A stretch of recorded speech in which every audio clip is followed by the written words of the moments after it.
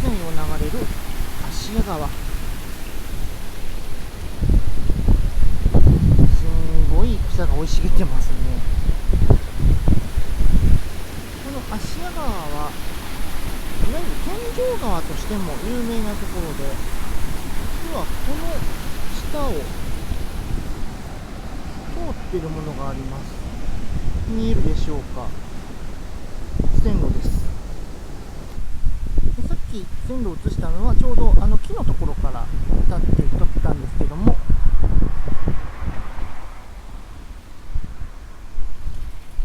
間違いなく線路がこう走っております。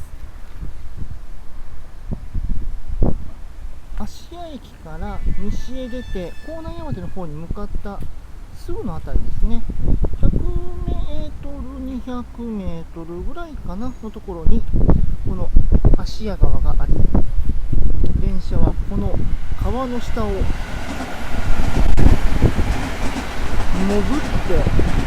走ってくるんで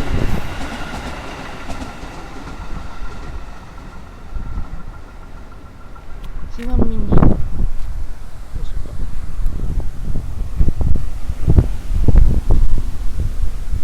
左右確認して大丈夫です。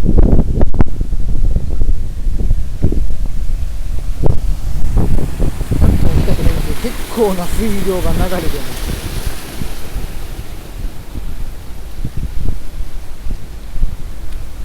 そして向こうも見ていただくと、線路が下を通って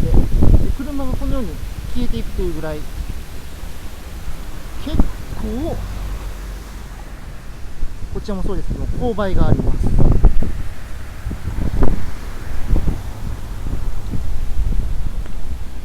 さて JR の線路がちょうどこのように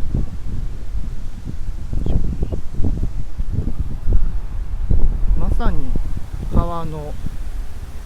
下をちょっと北上すると芦屋川という駅があります。それはどうなっているか見てみましょう。さてさっきの、場所からちょっと登ってきます。交差点の向こう側、向こ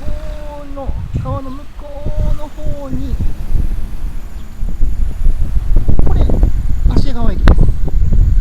阪急の駅は川の上にあります。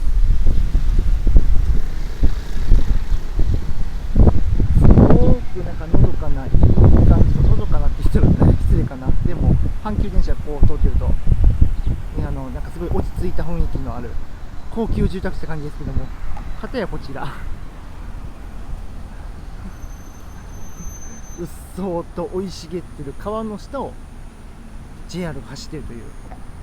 なんとも不思議な感じです。ここから先ずーっと降りていくと向こうの方にも阪神の芦屋駅があるんですけども、ここからちょうど見えないですね。このまま下っていくと航路園とかのあたりになるんだかな。芦屋川のちょうど流域のところにある阪神の駅、確かそのあたりだったはずなんですけどね。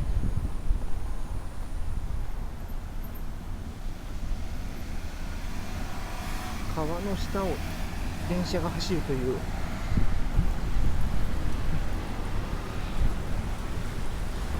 天井川からの風景でした。